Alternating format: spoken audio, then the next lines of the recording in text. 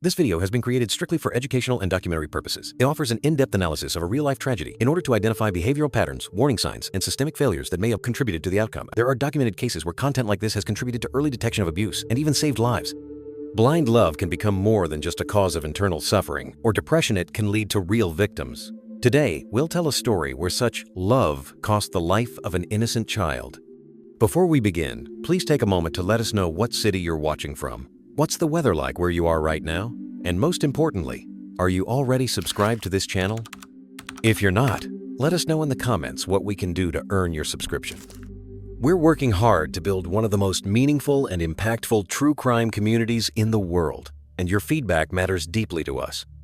In March of 2020, Maya Chappell came into this world. Her mother was Donna Carr, her father was James Chappell. Donna grew up in a dysfunctional family where alcoholism and domestic violence prevailed. Both of Donna's parents abused alcohol. Her father regularly used physical force against both his wife and daughter. These traumatic experiences deeply affected the girl's psyche. As soon as she had the opportunity to support herself independently, Donna left her family home. This decision proved timely. Just before Maya's birth, Donna's father received a sentence for murder and ended up behind bars. At the time of the man's imprisonment, his 17-year-old daughter was already in a relationship with 21-year-old James Chappell.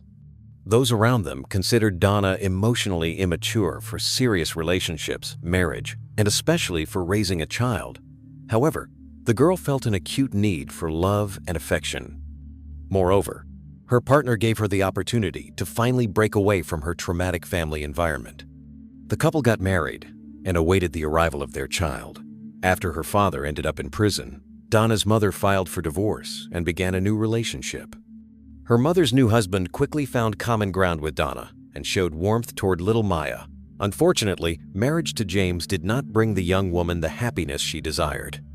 Their union was falling apart at the seams. Already in early summer of 2022, shortly after their daughter's birth, Donna and James officially divorced. The young mother did not plan to return to her parental home. This didn't prove necessary, as Donna almost immediately began a romantic relationship with Michael Diamond. Their relationship gained momentum at lightning speed. Despite James's efforts to rid himself of responsibility for the child, Maya continued to live with her mother. Donna's new partner had no steady income, so the woman worked practically around the clock to support the entire family. Their financial situation was tight, so they had to economize on all expenses, including babysitting services and preschool. When going to work, Donna entrusted the care of her daughter to her partner. The girl's biological father rarely had the opportunity to see her due to his ex-wife's opposition. All these events unfolded in the small town of Shotton Colliery in Great Britain. Life seemed to flow in its usual course, and nothing foretold the future catastrophe until that fatal day. On the morning of September 28th, 2022, at approximately 10 o'clock, Michael's stepfather named Carl Gallagher visited their home. At that time, the couple had been living together for a month. According to Donna's statement, everything seemed normal. However, when the man arrived, Maya's behavior seemed restless, as if the child was afraid of Michael. When asked about the girl's strange reaction, the young man explained that he had unpleasant phone conversations with representatives of several banking institutions who had rejected his loan applications. His affairs were going badly, and he was trying to solve financial difficulties. But the young man managed to convince his stepfather that everything was under control and there were no reasons for concern. After the visitor's departure, Michael continued attempts to obtain social assistance and also contacted other banks and financial organizations for loans. But everywhere he received rejections due to lack of official employment and stable income. In the afternoon, the young man called Donna with the message that her daughter had lost consciousness. Additionally, the girl was experiencing breathing problems, so he asked his partner to return home urgently. The woman agreed and immediately left her workplace.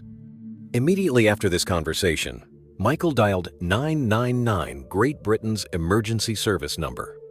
When the medical team and police representatives arrived at the scene, they found Maya in an extremely serious condition. The child was immediately transported to Queen Victoria Hospital in Newcastle. The girl was unconscious, and over the next 2 days, medical personnel waged a desperate battle for her life. Unfortunately, Maya died in the medical facility without regaining consciousness. Subsequently, a forensic medical examination was conducted, which revealed serious multiple brain injuries in the child.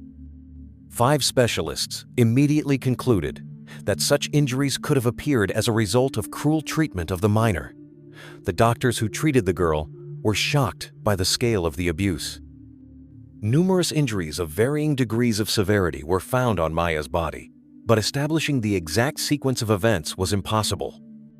Even in intimate areas, significant bruises and traces of injuries at different stages of healing were recorded, although the examination did not confirm signs of sexual violence.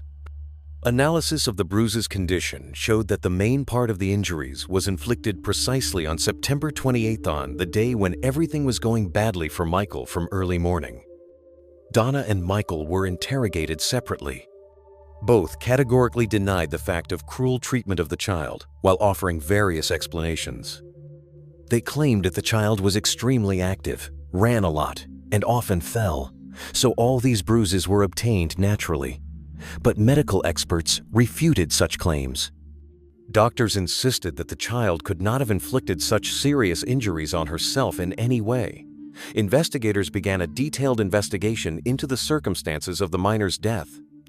Relatives of both Michael and Donna noted that just a few days after they began living together, bruises started appearing on Maya's body. They were first noticed on August 26th. During this period, neighbors were walking with their children and also encountered Donna's daughter. Everyone present saw injuries on the child's head, which the woman tried to mask with the girl's hair. The next day, a meeting with relatives took place. Michael's close relatives also joined the company. This time, the young couple explained that the child had rolled down a slide. Donna actively supported her partner's story.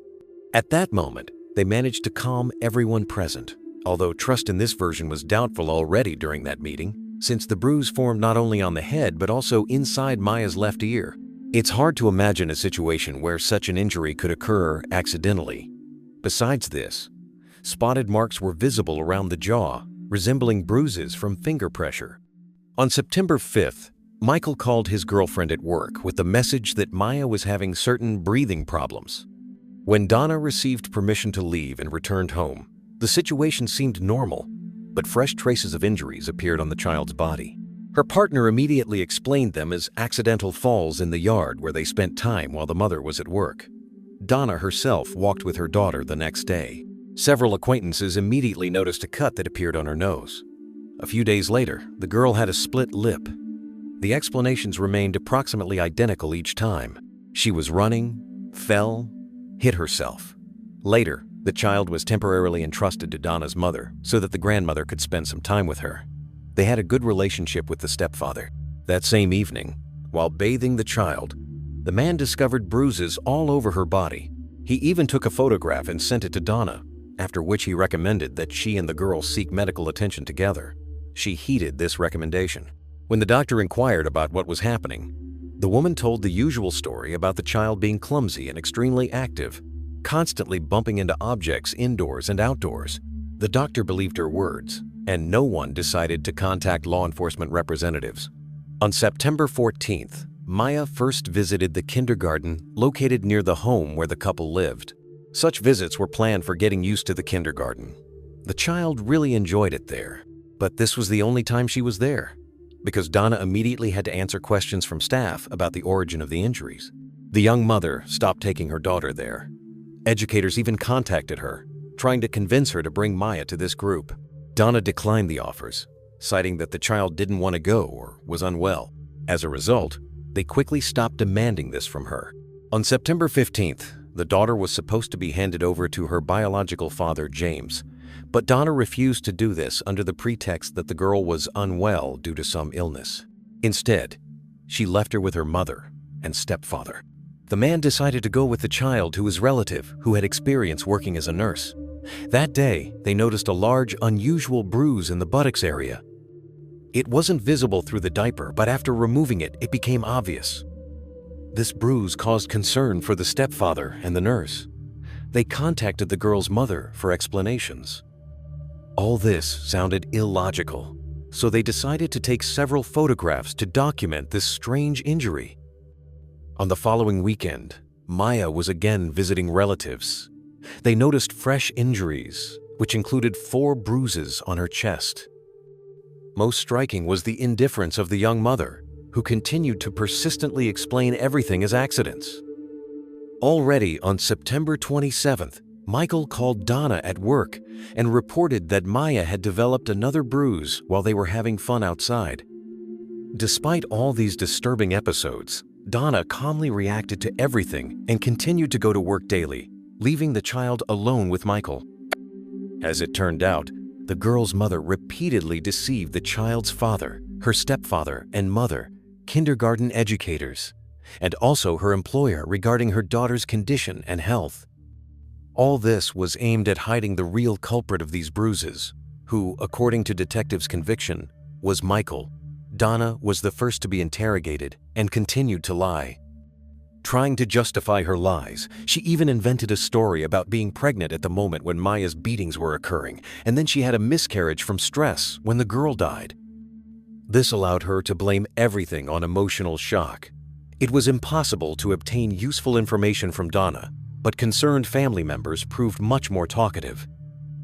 During the investigation of the alleged murder, Donna broke up with her partner but immediately began a new relationship with another man. Just a few weeks later, the girl became pregnant again and was now expecting a son. However, the young mother was a suspect in the girl's murder case, so after her son's birth, he was transferred to social services. Michael behaved just as immaturely. Initially, the young man accused Donna's mother of the beatings, then the stepfather, and then the child's biological father. But detectives were convinced that the systematic beating of the girl was connected precisely with him, since bruises appeared on the girl exactly at those moments when she was left alone with Michael. It remained to establish the motive, and it wasn't long in coming. It was assumed that the boy simply took out his anger on the girl, and in turn, the anger was related to Michael's debts and the threats he received because he couldn't pay off his debts. On September 28th, Donna's partner had a very unsuccessful day. First, drug dealers contacted him, stating that he owed them a significant sum. These problems had existed for a long time. For several months, they had been trying to extract debts from him quite aggressively. The boy was being pursued, but so far they hadn't touched him physically. He again managed to convince the dealers that they would receive the money in the near future.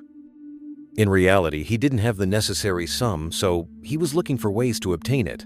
Michael called the social service that provides assistance, but unsuccessfully. Then he contacted banks, also without result. Next, he made a 16-minute call to a charitable foundation, trying to get money, but also couldn't. This bad news finally threw the boy off balance, and probably he vented his anger on the little girl. What happened became a serious blow to the child's biological father. According to James, for all 2 years of the girl's life, he tried to protect the little one. For the young man, it was obvious that Donna was an inadequate mother and couldn't adequately meet Maya's needs. When she filed for divorce, Donna claimed that the relationship was toxic and James was aggressive and cruel. But all this was the same lie as other stories invented by the girl. The man actually only stated Donna's psychological immaturity and life incompetence, striving to achieve that she would finally become an adult personality and take full responsibility for her own life, family relationships, and raising the baby. James simultaneously became convinced that Donna was inclined to revenge and worried about the possibility that this malice might affect Maya. Despite the impossibility of documenting accusations regarding the ex-husband's aggressive behavior, Donna obtained primary custody rights, while James was given the opportunity to meet with his own daughter exclusively on weekends. Although the ex-wife made efforts to completely stop contacts between father and child. Despite the officially established right to see his daughter, Donna used any opportunities to create obstacles and periodically didn't deliver the child to her father, citing various circumstances. James's contacts with his daughter occurred sporadically. When the young father saw the initial bruises, he inquired with Donna about the reasons for their appearance. She expressed typical explanations about accidents and household injuries, and later almost completely stopped handing over the girl to avoid hearing remarks from her ex-husband. James had the conviction that even if she personally didn't participate in regular physical abuse of Maya, she at least protected her partner who was doing this. James felt suspicious about this boy from the very beginning, but Donna presented the relationship between her daughter and boyfriend as practically flawless. She claimed that Michael treated the girl like his own biological daughter. Supposedly, they spent all available time together, walking, watching movies, playing. Reality turned out to be radically different from these false statements. Most likely, Donna used this misinformation to anger the child's biological father, simply wanting to cause him suffering. When James recorded the initial bruises on his daughter's body, first he checked information about Michael in police databases. He assumed that the boy had several criminal charges. To his own surprise, he found out that Michael's criminal history was completely absent. Despite Donna's constant assurances about the accidental nature of the injuries, the ex-husband observed a transformation in the child's behavior. During meetings that were episodic and short-term, the father noted that Maya's behavioral characteristics dramatically worsened. The child became disobedient, extremely anxious, cried continuously, and had difficulty falling asleep. The father directly connected all these manifestations with the destructive influence of the mother and her new partner, but this couldn't be confirmed. Actually, at this time, Michael was under constant pressure from creditors who demanded debt repayment. Probably, this was precisely what affected Maya. He had accumulated a significant debt for narcotic substances. Drug dealers who supplied prohibited drugs began persistently demanding money. Their behavior became increasingly threatening. Once James arrived to pick up his daughter from the home where she lived with Donna and Michael and found broken windows, both explained this as the actions of some vandals. But later it became known that these were drug dealers who tried to intimidate the debtor in this way. During the next visit, the home was stained with paint. In addition, the ex-wife reported that the day before James's arrival, someone had dismantled the fuses from their electrical panel, as a result of which they were left without electricity for almost 24 hours while figuring out the reasons. Donna began convincing her ex-husband that this was the activity of some hooligans or stalkers. It's hard to determine whether she was consciously lying or if the young mother really didn't realize the real situation in her home. When the biological father formed suspicions about cruel treatment of his daughter, to file a full complaint, he sought to collect and document evidence. Unfortunately, during this period, the child's biological mother almost didn't provide opportunities for communication with her daughter. Using various pretexts, she repeatedly canceled handing over the little one for weekends, sometimes claiming that she was sick, sometimes stating that the daughter didn't want to go to her father. Therefore, James couldn't take any measures to protect the child. Now it became clear that all this was done purposefully so that the child's bruises would heal and uncomfortable questions wouldn't arise. As soon as the child finally ended up visiting her biological father, Donna again began looking for explanations for new injuries and said that Maya had spent several days with her grandmother and grandfather.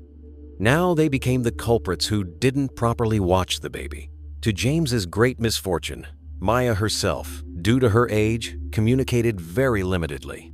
The father tried to talk with her about this, but every time he pointed to the bruises, the girl demonstrated movements as if something was hitting and said D. In investigating what happened, a significant amount of information was obtained after analyzing correspondence and mobile phones of the suspects.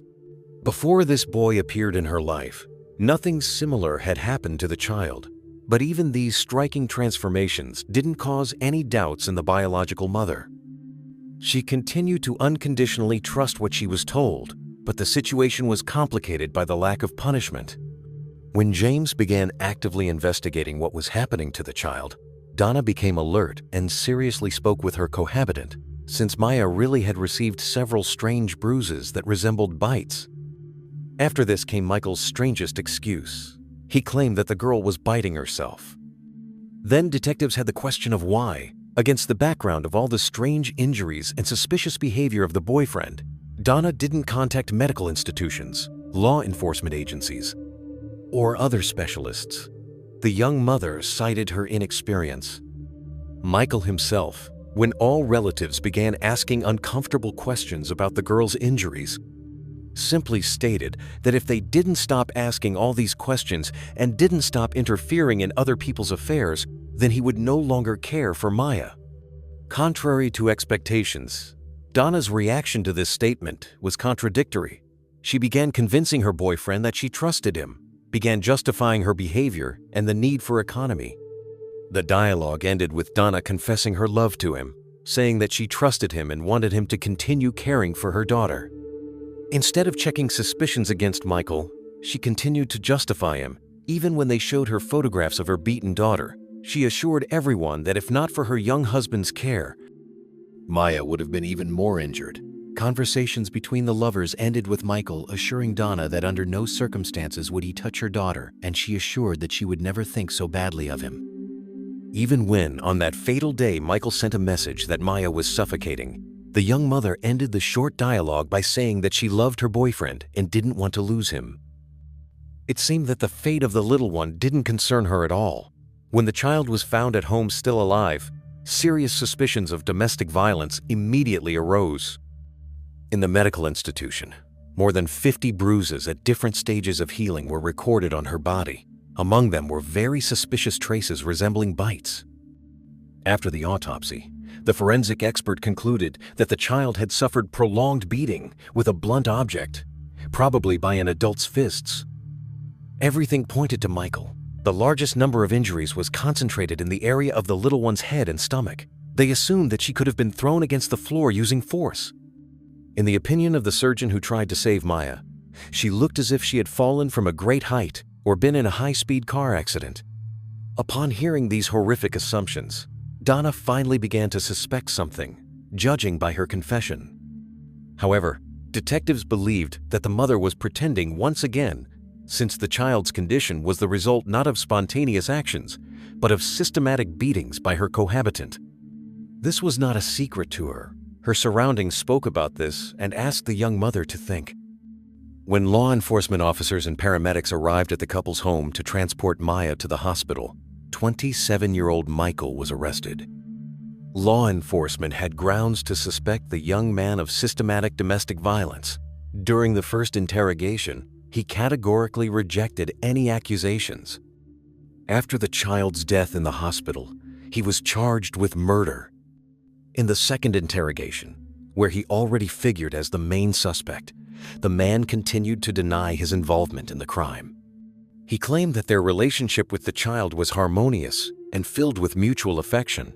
The young man assured that he never allowed himself harsh words or a raised tone in communication with the little one. However, on that fatal day when the child stopped breathing, he noticed signs of her illness.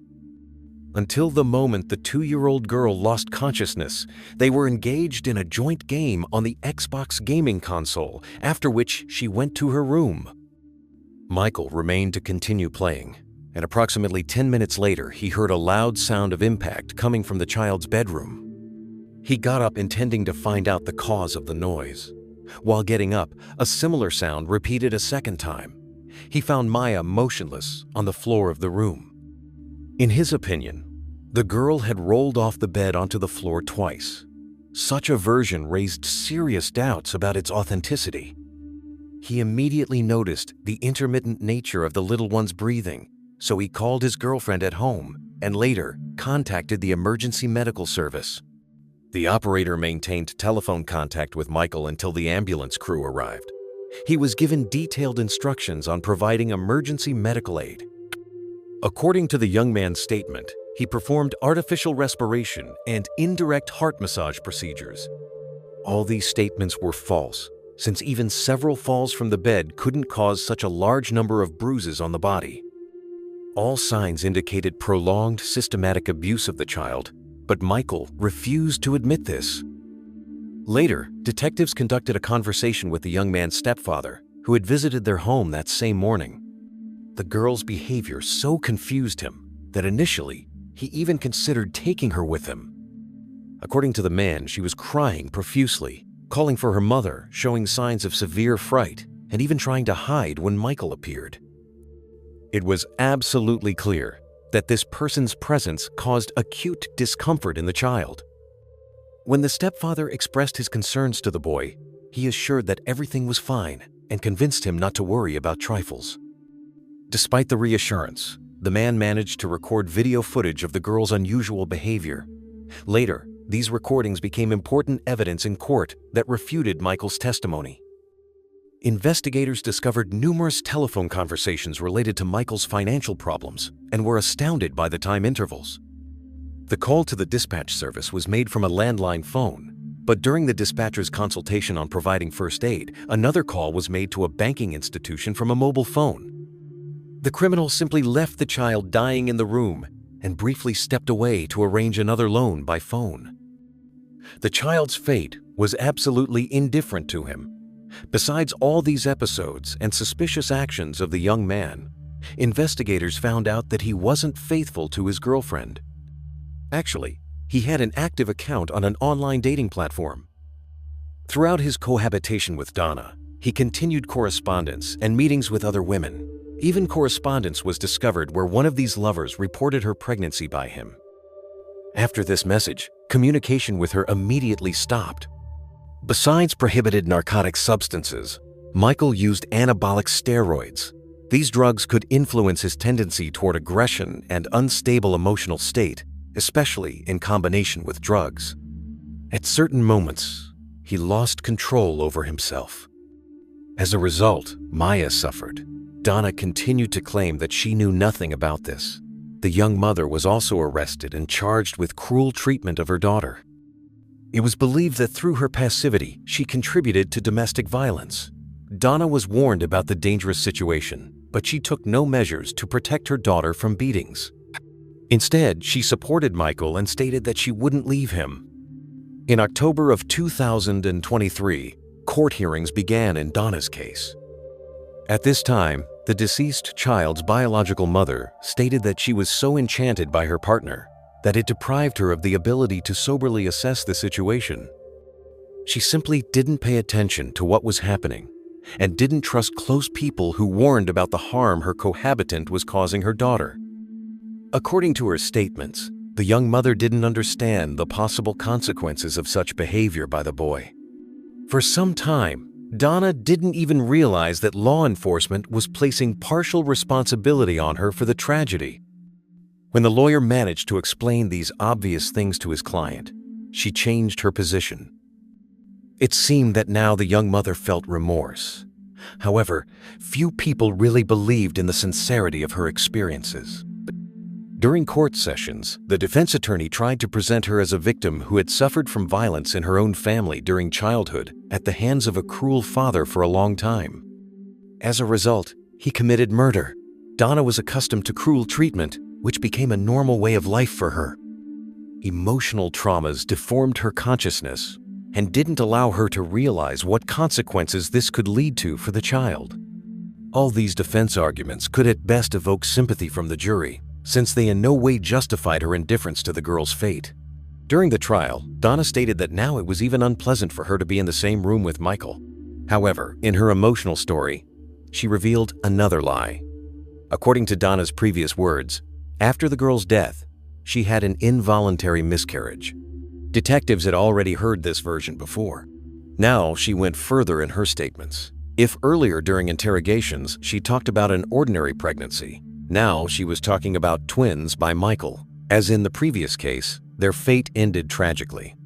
Now, according to Donna, she had an artificial termination of pregnancy, realizing that Michael had killed her daughter. The accused didn't want to have any connections with him and bear children by him. This lie caused Donna significant harm. The prosecution believed that she had lied, demonstrated criminal indifference to the girl, simply ignored obvious threatening signs. Also, confirmation of the mother's indifference was the fact that after her daughter's death, although she divorced Michael, she immediately found herself a new partner, began developing a relationship with him, became pregnant, and gave birth to a son. All this didn't resemble grief for a murdered daughter at all. Based on the results of the court proceedings, 24-year-old Donna was sentenced to 9 years imprisonment. Later, proceedings began in Michael Diamond's case, who refused to testify in his own defense, unlike Donna. His defense attorney insisted that his client had no sadistic motives, intent, or planning of the girl's murder, so the event was accidental in nature. Release is possible after 21 years. The child's burial took place on November 4th, 2022. After this tragic ceremony, James published a final message for his daughter on his social media page. He said goodbye to the child, asked forgiveness for not being able to protect her, and promised that they would certainly meet in the future. This tragic story demonstrates the most terrible consequences of what can happen when parents put their own emotional needs above their children's safety. Little Maya's death is not just one sadist's crime, but the result of a system where adults failed to fulfill their main duty: protect a defenseless child. So that such tragedies never happen again, each of us must realize several critically important principles. First, children's safety must always be an absolute priority. No romantic feelings, financial dependence, or fear of loneliness can justify a situation where a child is left alone with a potentially dangerous person. If you have the slightest doubts about your partner's behavior toward a child, trust your instincts. It's better to err on the side of caution than to lose what's most precious. Second, it's necessary to learn to recognize early signs of domestic violence. A partner's aggressive behavior, control over your actions, isolation from friends and family, sudden outbursts of anger, these are red flags that cannot be ignored. Domestic violence has the property of escalating, and if an aggressor beats an adult, they will inevitably begin abusing the child as well. Special attention should be paid to children's behavior. If a child suddenly becomes withdrawn, fearful, often cries without obvious reasons, tries to hide from a certain person, or demonstrates regressive behavior, this may signal cruel treatment. Children rarely lie about such things, and their nonverbal signals often say more than words. It's critically important not to isolate yourself from your surroundings. Relatives, friends, neighbors often see what a person in love doesn't notice. If close people express concern about your partner or the child's condition, listen to them. Don't push away those who really care about you and your child. It's also necessary to understand that the use of drugs, alcohol, or anabolic steroids significantly increases the risk of aggressive behavior. A person under the influence of these substances can lose control and cause irreparable harm. If your partner has addiction problems, this is a serious reason for concern, especially if there are children in the home. It's also important to learn to distinguish real love from unhealthy dependence. Real love is based on respect, trust, and care for the well-being of all family members. If your relationship is built on fear, control, or coercion, this is not love. These are toxic relationships that can be deadly dangerous. No less important is knowing where to turn for help. In Ukraine, hotlines operate for victims of domestic violence, shelters, and crisis centers exist. Police are obligated to respond to reports of domestic violence. Don't be ashamed to contact law enforcement, social services, or public organizations. Their job is to help people in difficult situations. Educational institutions and medical establishments play a special role in preventing such tragedies. Teachers, doctors, psychologists must be trained to recognize signs of cruel treatment of children and know algorithms for action in such situations. The child protection system must work preventively, not only react to crimes already committed. Finally, society as a whole must change its attitude toward the problem of domestic violence. This is not a private matter of individual families. This is a social problem that requires collective efforts to solve. Each of us has the right and obligation to intervene if we see that a child may be in danger. Maya's story is a reminder that children cannot protect themselves independently. They depend on adults who must put their safety above everything else. Every innocent life lost through adults' indifference or irresponsibility is a tragedy that could have been prevented. Let us remember, there is no excuse for violence against children. There are no circumstances that could justify it, and there is no love that is worth a defenseless child's life.